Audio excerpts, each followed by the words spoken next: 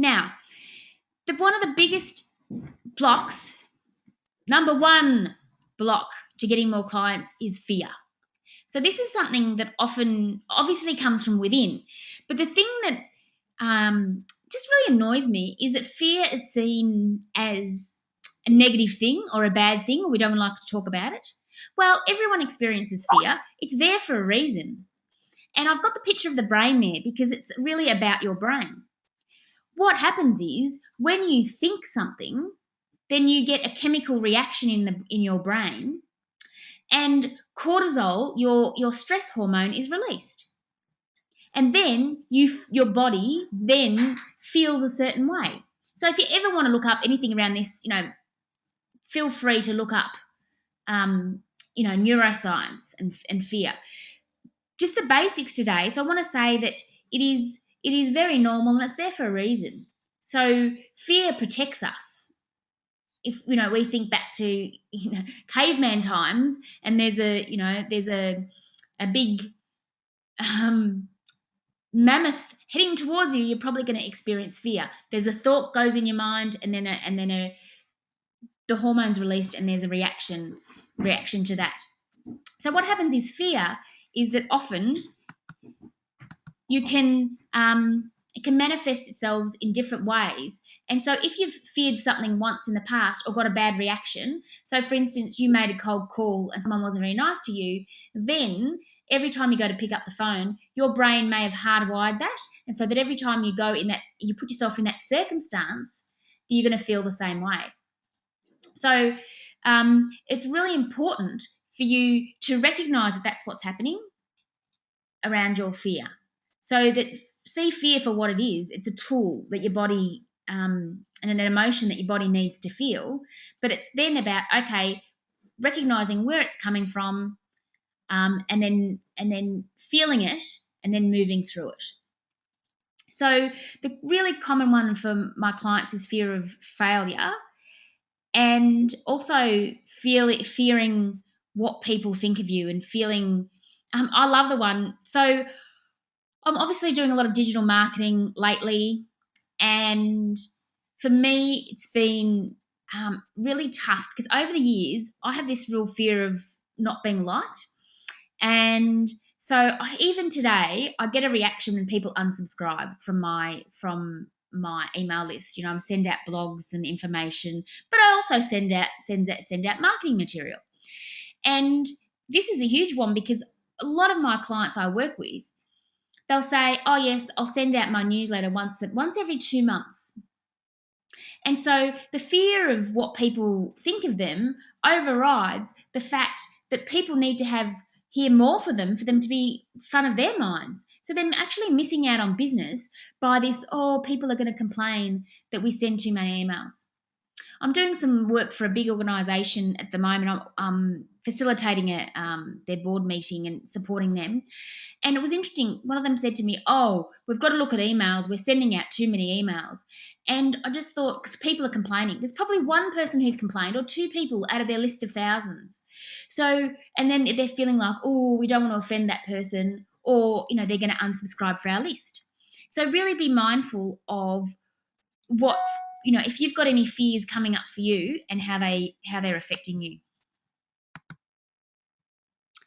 So moving on to that, this is how fear can manifest itself. So what people say to me or to themselves when the fear is stopping them. And so it's stopping them from getting clients and the client numbers that they want in their business. So they might be waiting for the right time. So, I can't. So for instance, I could not have put on this webinar today because I haven't done a whole lot of webinars before. So, it's probably not the right time, which then feeds into not doing ahead till something's perfect. So often we have fear and we stop ourselves because you don't go ahead until, it's not going to be quite perfect. It's never going to be quite perfect, but it's better to do something that's not quite perfect than not do it at all. And I'm going to have huge learning from this webinar today, and I'm still going to give huge value even if it's not absolutely perfect. Or they say, oh, it's not quite the right time, I'll just wait and always wait. And then you just keep waiting and you spend your life waiting for the right time. You can also stop yourself getting clients by saying you're not good at something. So, so many people say to me, well, I'm just not good at sales. And it's a bit of a cop-out, really. Everything can be learned, as I said, and you can change your take on things. Often fear manifests itself by saying, oh, that won't work for my situation. My business is different. Every business is different, but you can still learn from what's gone before. So don't stop yourself getting clients by saying you're not going to take action because it wouldn't work for your situation. Waiting till you have enough money. Sometimes the day will never come. So you've got to, invest to make money. I'm going to talk about this a little bit later in one of the other points. But often we don't actually invest money in the right places, and sometimes it mightn't take a lot of money at all to get started. So really think about if that's an excuse for you. Following the masses and just doing what everyone else is doing because you think it's right. Why don't break the mold and do something differently? We often blame others or the situation.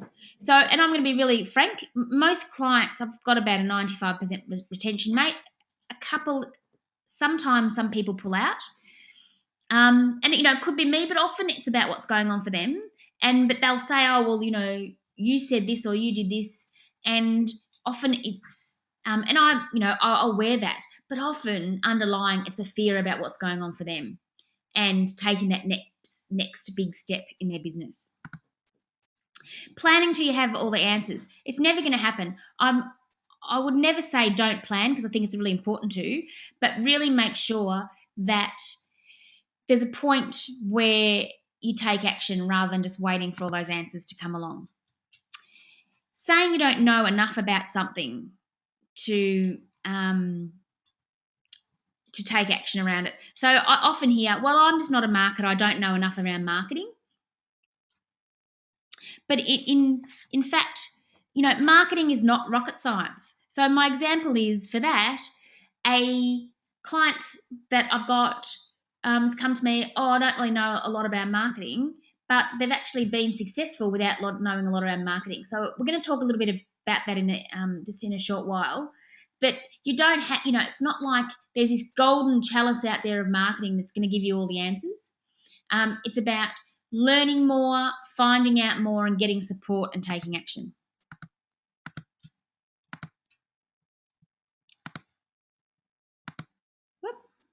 Just moving things down. Okay, so even now, start having a bit of a think around what is coming up for you. Okay, so overcoming fear. Let's now look at, we've talked about fear and how it manifests itself, and now let's look about how you can actually overcome it. So what I always say is, live the life the way you want to live it and be yourself and be proud. You have a unique offering, and this you might need to rationalize in your brain until it becomes a habit for yourself. And if it's appropriate, be the face of your business. So here we've got a picture of Matt Bullock, the eWay CEO. Now, is he the shiniest looking person you've ever seen? No. Is it the perfect image? No. In fact, research has shown that people relate to someone who looks real and not too shiny. So I'm not saying don't shine yourself up, but I'm saying be yourself and be proud and put yourself out there. Because once you start putting yourself out there and really true to who you are, then the more people are going to be attracted to you and what you have to offer. Especially in the early days of your business, if you don't have a huge budget, then you are your key marketing person in your business, and you need to get yourself out there in whatever way possible.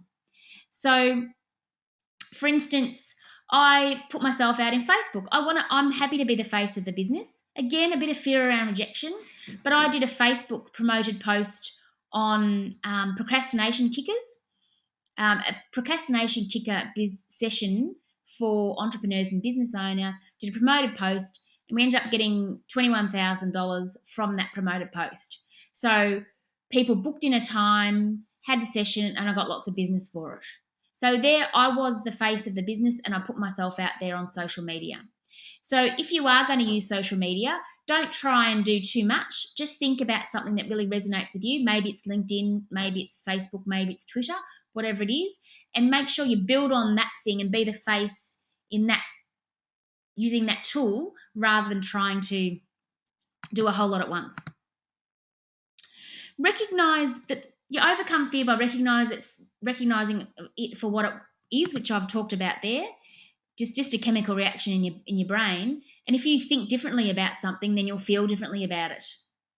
If you think differently about something, then you'll start feeling differently about it. I also like to say do the Richard Branson test. So if you have an excuse for not doing something, so I don't want to call all my current clients to see how they're going, or my past clients, because, I don't feel like it's going to be useful and they mightn't want to receive my call, or whatever's coming up for you, think, okay, is that just an excuse? Would Richard Branson listen to that excuse coming up in his brain, or would he go, no, from a business perspective, it's probably good to get in touch with my past clients, or get someone else to get in touch with your past clients. So that's a really good way for you to be aware of it as well. Another way to overcome fear, if it's coming, any sort of fear is coming up for you, is to take baby steps and build on it. So I have a client and she's not big for getting on the phone. And this is to people, I'm not even saying cold calling, I'm saying to people that she knows, just getting herself out there. And so she just said to me, it's great. She knows where limits are. And she said, well, baby step for me is to make, well, she actually said, I'm going to make 2 calls before the next time I see you. So for her, it's still a stretch, but it's still overcoming a fear. And once she does that, then she can build on it. And next time she might be able to call 5 people or set up coffee meetings or whatever she wants to do to continue to build the relationships to get clients in the business. If you might want to say a baby step might be getting help 5 hours a week in the business. Everyone has this thing about employing people, and it's almost like it's the last thing you'd ever do. I think I've mentioned it in a slide later on as well, that you'll pay for a website, you'll pay for all these things that you think a business needs, but you won't pay for help. Like, it's just ridiculous. So really think, if you paid $20 an hour for 5 hours a week, surely it's not gonna break the bank. So think, okay, what's the biggest help that I need now, and what's to get clients, and what's a baby step that I can take straight away to get something moving there.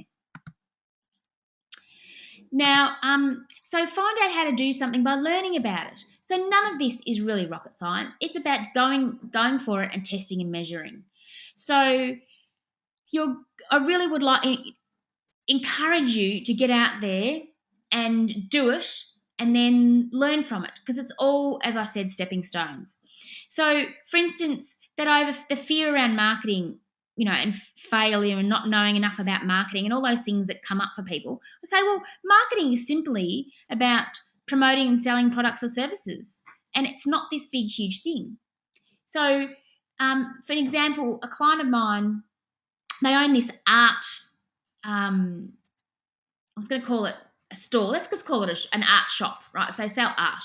And people were going in there and they discovered this market need, because some of the art, the wall hangings were really huge. And they'd be asking for people to, for support to bring the art, not only deliver it, but to hang it for them. And they've now got this booming business hanging art for people when they purchase it, and it's spreading, and other people are asking for them to help hang art as well. But the thing is, now they're learning to market it better, because when they make a sale, they offer to come and hang the art. Now, that is something so simple, and it's a fantastic marketing technique. It doesn't cost them any money. It's not all this huge extra effort. It's just a new system or a structure in the conversations that they're having with people. So have a think for yourself. Is there a way that you can tweak a conversation, and do something, and act on it based on, on what you're hearing or what you're seeing out there? So what marketing approach can you take, for example, or what tweak can you make? So if you find out things, you learn and then you act on it. And I've just given you the art hanging. So block number 2. So we've looked at fear as block number 1. Block number 2 is you don't do enough to get clients, or you don't do what it takes. I have a client recently, and he just started, and he was really honest. He said, Maureen, I don't think that I want this enough. I have too much fear around it. It's just, and what he worked out was it wasn't the most important thing for him, wasn't to be successful in his business.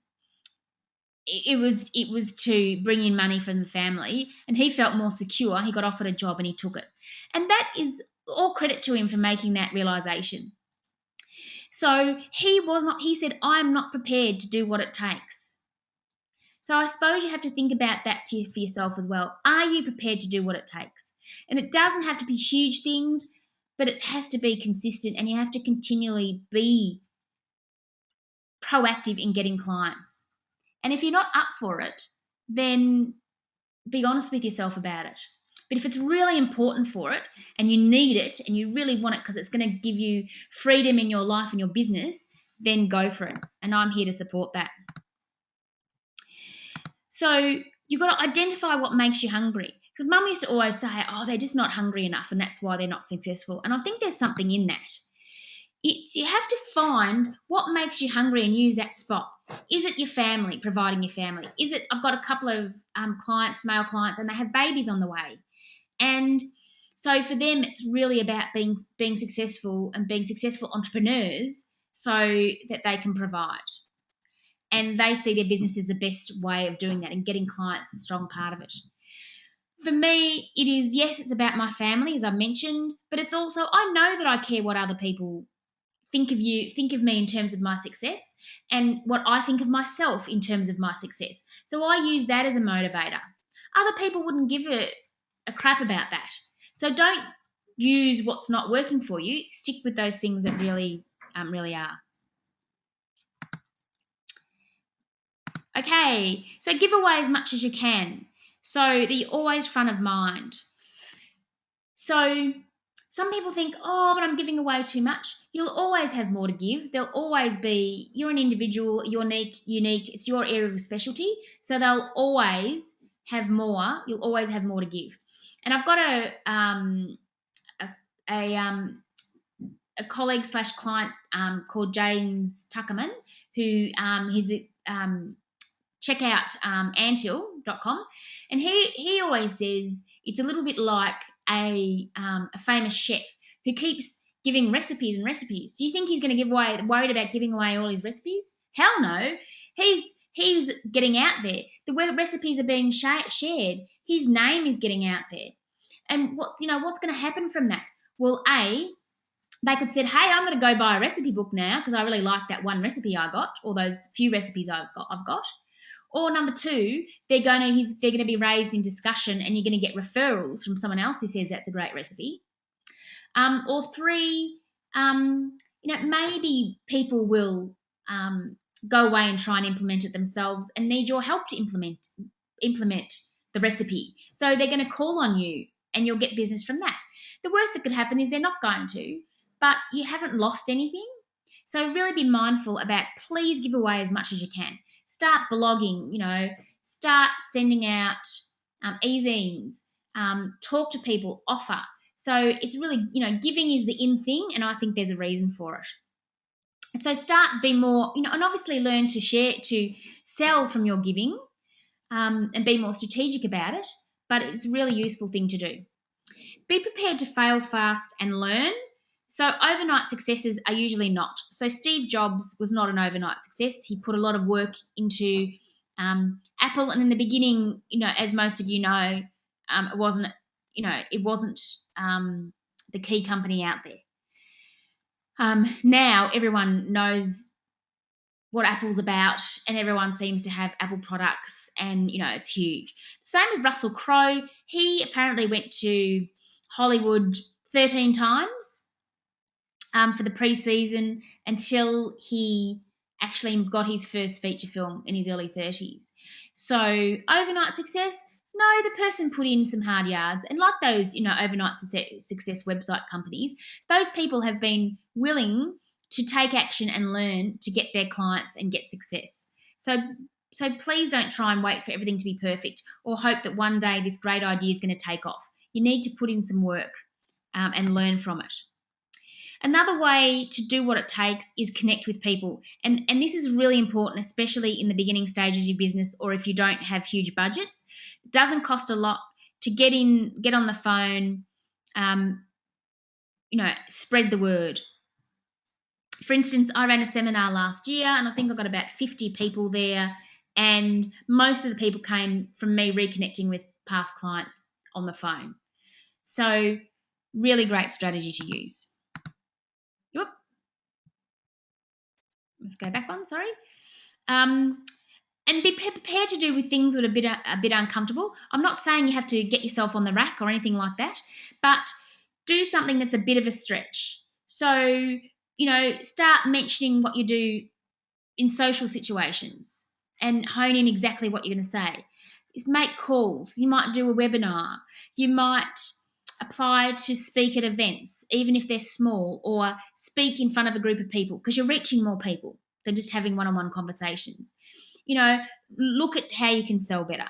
So you've got to do a few things that are uncomfortable, but the more and more you do it, the less uncomfortable it is. I have a client who used to have this fear of, cold calling, and she finally started doing it, and now she just sees it totally different. She's connecting with people, finding out if she can support them, and it's not so painful anymore. You've got to spend the time and the brain power to do it. And so I'm asking you, how much time do you spend on marketing at the moment, putting yourself out there? And it mightn't be much time at all. I really encourage you to start to think about that. How much are you spending? A lot of people will end up saying, a couple of hours a week, and you expect to compete with other people, other companies, or even other small businesses, and you're not spending the time or the brain power on it. So map out your week. Say, okay, Monday mornings, I'm going to, that's going to be strategic time, and then act on it. But if you don't put some structure in place, it's just not going to happen. You've got to spend the time and the brain power.